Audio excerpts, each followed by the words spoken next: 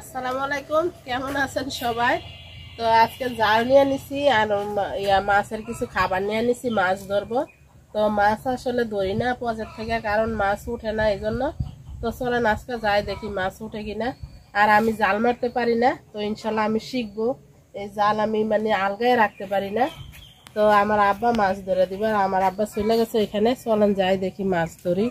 আর এটা দেখেন কালো মরিচ একটা গাছ। তো মরিচ গাছটা প্রথমে এত মরিচ আসে নাই, তো যত বয়স হইতেছে অত মরিচ হইতেছে। এই গাছটা আমার খুবই ভালো লাগে, এই মরিচের কালারটা দেখতে।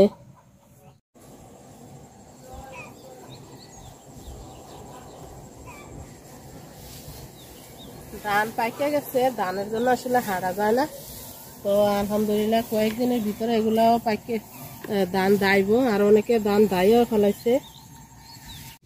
তো আশা করছি পজেট পাড়া, ওই যে পিছনে দেখেন ধান ছড়তেছে, তো একটু শব্দ হইতেছে। তো জাল মারার প্রস্তুতি চলতেছে, খাবার টাবার দিয়ে তারপরে জাল মারবো, দেখবো আজকে মাছ উঠে কিনা। ওই যে আমার আব্বা জাল মারবো।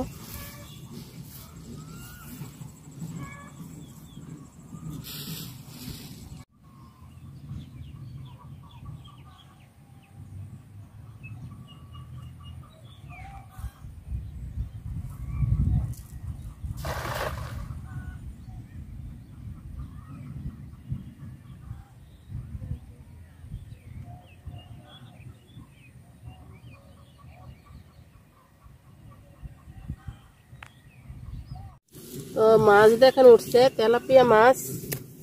আর হচ্ছে এগুলো হচ্ছে এই যে তেলাপিয়ার বাচ্চা দেখেন, এগুলা রাখবো না, শুধু দুটা তেলাপিয়া রাখবো, বড়গুলা। তো মাছ ধরতে আসি, দেখেন কি পরিমাণ বৃষ্টি নামছে। তো চলেন বাড়িতে যাই, মাছ দুইটা পাইছি আলহামদুলিল্লাহ, আর ধরবো না মাছ। তো দেখেন কি মাছ পাইছি, বৃষ্টি দৌড়াইয়া বাড়িতে নিয়ে এসে। বৃষ্টি এখনো হইতেছে, বৃষ্টি নামবো মনে হয় জোরে সোরে। এই যে পুঁটি মাছ দেখেন, মাশাআল্লাহ, এটা কিন্তু দেশি পুঁটি, অনেক বড়, এটার ভিতরে ডিম আছে। আর এটা দেখেন, এটার আমরা দারকিলা মাছ বলি, জানি না কে কোন নামে এই মাছটারে ডাকেন। এটার পেটের ভিতরে ডিম। আর এই তেলাপিয়া মাছগুলো অনেক বাচ্চা দিছে। তো মাছের সাইডগুলা কাটতে নেই, বৃষ্টি এলেও তারপরে ঘরে বসে মাছ কাটা যাবে, ধোয়া যাবে। বৃষ্টি নামতেছে, আকাশ অন্ধকার হয়ে আছে। এই যে দেখেন কালা তেলাপিয়া মাছ, এগুলার কোন দারে জানি আবার অনেকে লাইলন্টিকা মাছও বলে, আমরা তেলাপিয়া কই, আমি তো তেলাপিয়া নামে জানি। তো মাছ কাটতে বসছিলাম বাহিরে, বৃষ্টি দৌড়ে ঘরে নিয়ে এসে। তো বৃষ্টি এই যে নামা পড়ছে, একটু নামে আবার একটু বন্ধ হয়।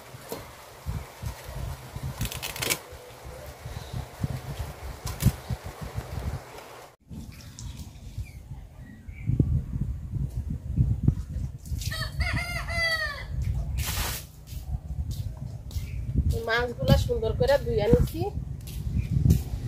তো মাছ রান্না করব ডাটা দিয়ে, ডাটা তুলতে আসছি।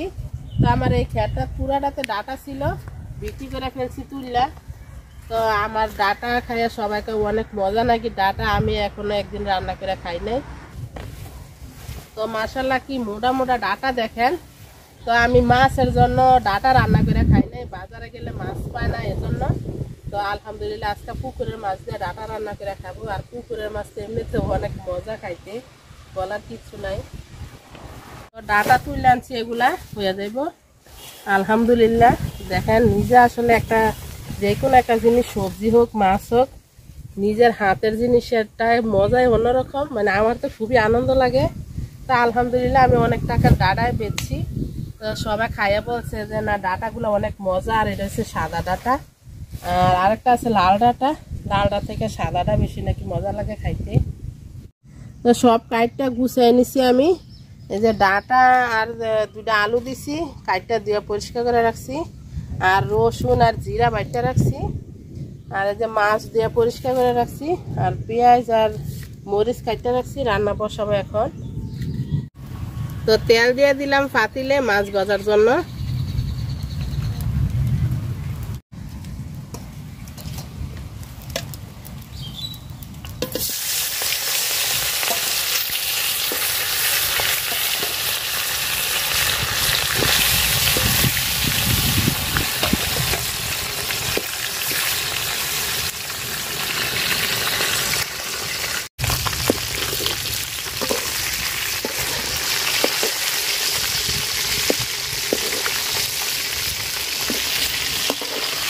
মাছ ভাজা হয়ে গেছে, তুলে নিলাম।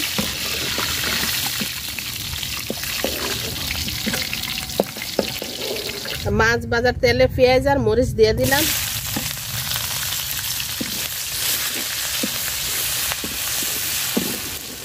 তো পেঁয়াজ আর মরিচ আমি সুন্দর করে ভাজা নিছি। তো বাটা মশলাটা দিয়ে দিলাম, জিরা রসুন বাটা। আকাশ কিন্তু ঘুম ঘুম করে ডাকতেছে শুধু অনেকক্ষণ ধরে। মশলাটা আমি সুন্দর করে ভাজা নিচ্ছি। একটু পানি দিয়ে দিলাম, লবণ দিয়ে দিলাম, আর দিয়ে দিব হলুদ গুঁড়া।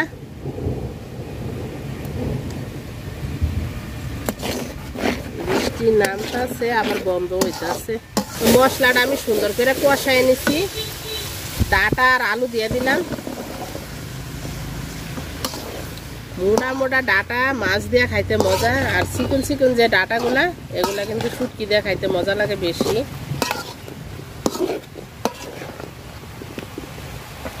বৃষ্টি নামছে।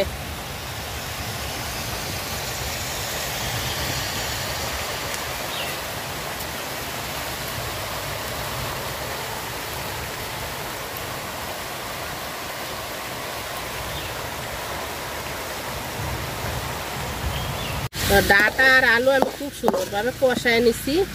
কি সুন্দর দেখা যায় দেখেন তরকারিটা। তো ঝোলার পানি দিয়ে দিব আমি।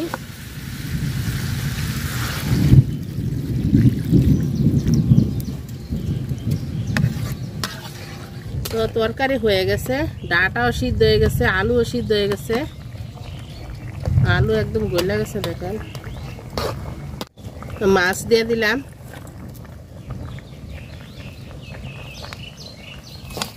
তো আমার পুকুরে অন্য অন্য মাছও আছে, কিন্তু এগুলো ওঠে না। মাছ জাল মারলে উঠে না, তো তেলাপিয়া মাছ উঠে বেশি। ধনিয়া পাতা দিয়ে দিলাম। আমার বাগানে ধনিয়া পাতা তোলাটা দেখায় নাই, বৃষ্টি নেমে গেছে এজন্য।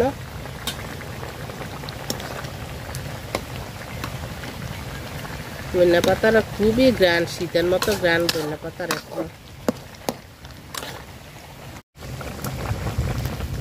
তরকারি হয়ে গেছে, মজাদার তরকারি নামাই নিলাম। বৃষ্টির দিনে তরকারি, ডাটা মাছের তরকারি। তো আল্লাহ হাফেজ, আসসালামু আলাইকুম। সবাই খুব ভালো থাকেন।